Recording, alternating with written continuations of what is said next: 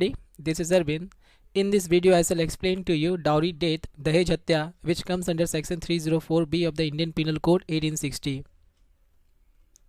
Introduction. In 1986, a new offence known as dowry death was inserted in the Indian Penal Code as section 304B by the Dowry Provision Amendment Act 1986 with effect from November 19, 1986. The offence under section 304B is cognizable, non-bailable, non-compoundable and triable by court of session. Dowry death को IPC में सन 1986 के dowry provision amendment act 1986 के द्वारा लाया गया है और डाउरी डेट को 19 नवंबर 1986 से इफेक्ट में लाया गया है। ये जो ऑफेंस है ये कॉग्निजेबल ऑफेंस है, नॉन बिलेबल है और नॉन कंपाउंडेबल है और इसे सेशन कोर्ट में ट्रायल किया जाता है। डाउरी डेट को समझने से पहले हम लोग ये जानेंगे कि डाउरी का क्या मतलब होता है।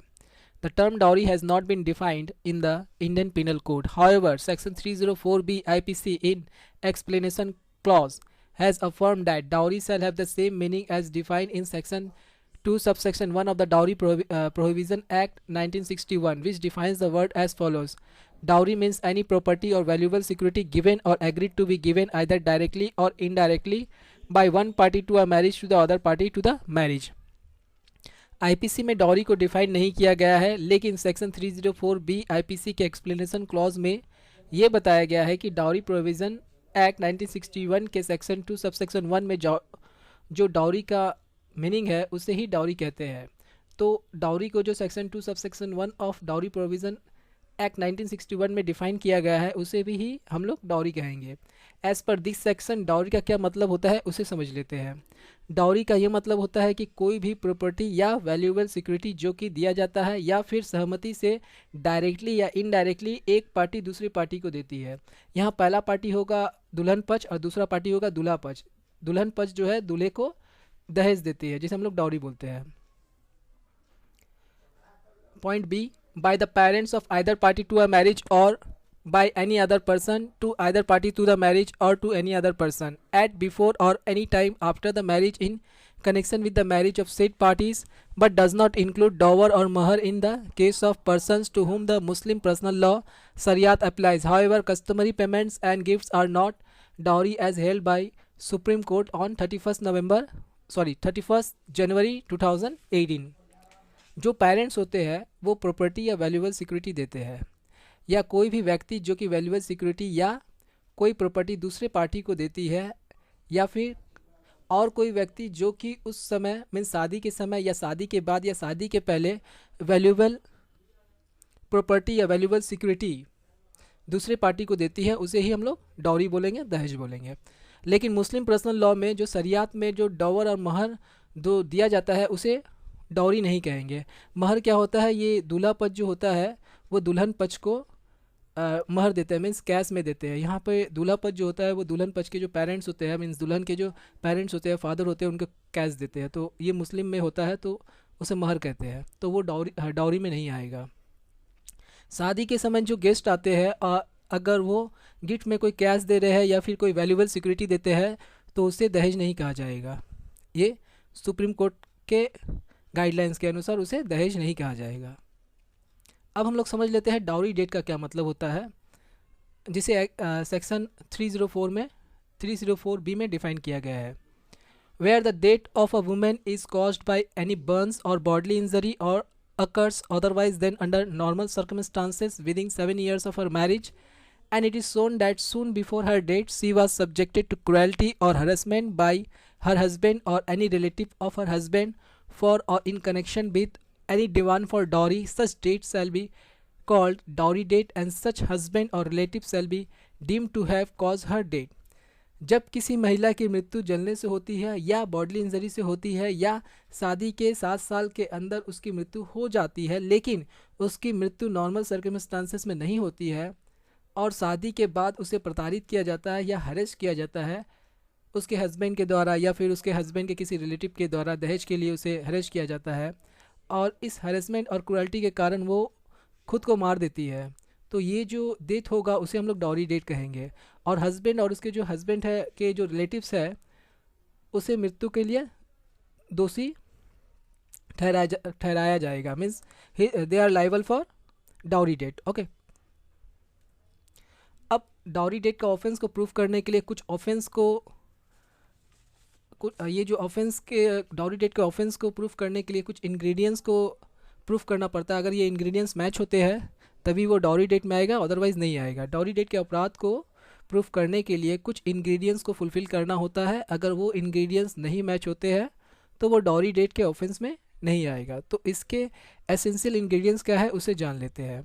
First is death of women should be caused by burns और बॉडली इंजरी और otherwise than under normal circumstances.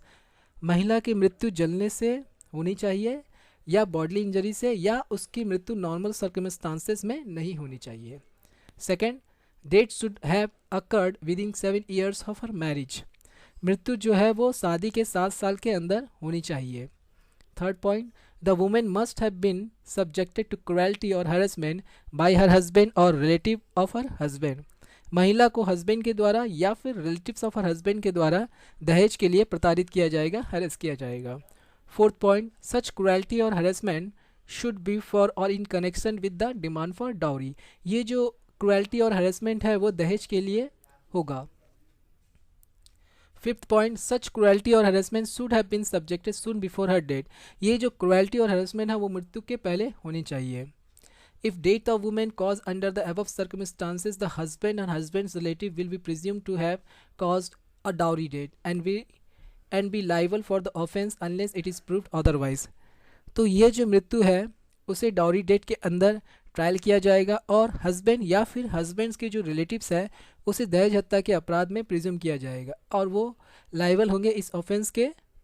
अगर ये प्रूफ हो जाए तो वो लाइबल होंगे। Punishment for dowry death. Dowry death में क्या पनिशमेंट दिया जाता है? अगर कोई डाउरी डेट का ऑफेंस करता है तो उसे किस तरह पनिशमेंट दिया जाता है वो देख लेता है। Section 304B subsection 2, punishment for dowry date.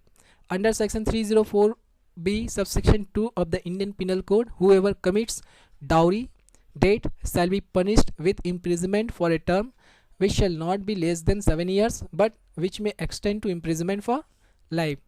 दहेज हत्या के अपराध में अगर कोई दोषी पाया जाता है तो उसे 7 साल से कम की सज़ा नहीं मिलती है और उसे उम्र कैद तक की भी सज़ा दी जाती है। अगर जज साहब को ये लगे तो वो उसे उम्र कैद तक की भी सज़ा दी जाती है।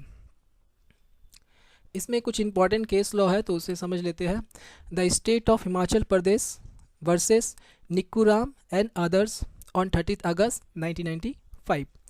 इन this case the couple was married and after 5 to 6 months of their marriage, husband, sister-in-law and mother-in-law started taunting the wife of the husband for bringing less dowry. They started demanding several things from her which was not fulfilled by her। इस case में क्या हुआ था कि शादी के 5 से 6 महीने के बाद जो है हस्बैंड के जो सिस्टर है उनकी माँ है वो लड़की को क्या करते हैं, टॉन्ट मारना स्टार्ट कर देते हैं कि आप जो अपने घर से दहेज लाए हैं वो कम लाए हैं, हम लोग जितना डिमांड किया है थे उतना आपने नहीं लाया है। Gradually the torture on her increase so much that the mother in law hit her with a sharp blade on her forehead causing a deep cut over there. अब ये जो टॉर्चर है, ये हरेसमेंट है, ये जो ताना है इतना बढ़ गया था कि एक दिन ऐसा झगड़ा हुआ कि सासू माँ ने अपने बहू के ऊपर जो एक धार हथियार से माथा में मार देती है जिसकी वजह से उसका माथा फट जाता है। She was unable to tolerate the ill treatment by her husband and by her in-laws on her. As a result, she committed suicide by consuming naphthaline's balls and died। अब ये इतना बढ़ जाता है कि वो लड़की क्या करती है, वो खुद को मार लेती है, वो नैप्थेलिन बॉल्स खा लेती है जिसकी वजह से उसकी मृत्यु हो जाती है, वो सुसाइड कर लेती है।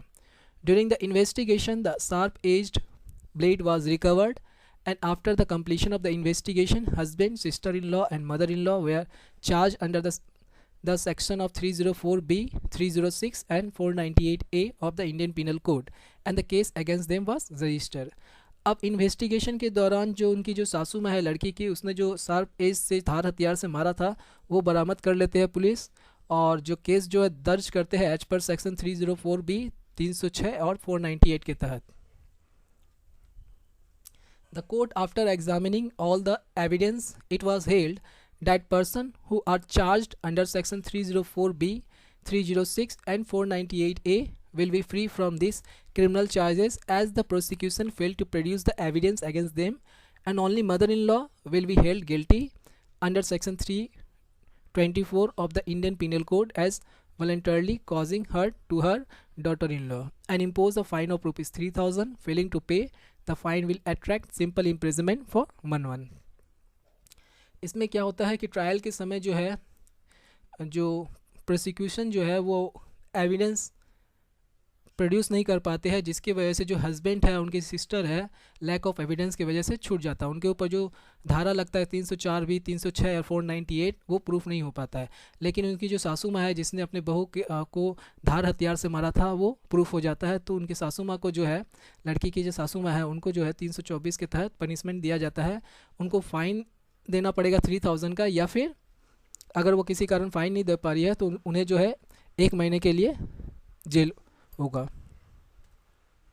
सेकेंड इंपॉर्टेंट केस जो है Rameshwar Das versus state of Punjab. In this case supreme court held that pregnant women would not commit suicide unless relationship with her husband comes to such a pass that she would be compelled to do so. Accused liable to be convicted on failure to prove his defense. इस case में supreme court ने कहा है कि pregnant women जो है वो suicide नहीं कर सकती है। वो तभी सुसाइड करेगी जब उसको जो है हैरेस किया जाएगा, उसके साथ कुछ ऐसा हरकत किया जाएगा जिसकी वजह से वो खुद को मार ले रही है। और इस केस में है एक्यूज जो है वो अपना डिफेंस नहीं कर पाया था, जिसकी वजह से वो कन्विक्टेड हो गया था। Thank you so much for watching my video. अगर आपको मेरा वीडियो पसंद आया है तो मेरे इस वीडियो को लाइक कीजिए, शेयर कीजिए एंड प्लीज़ मेरे इस चैनल को सब्सक्राइब कीजिए। Thank you so much for watching my video.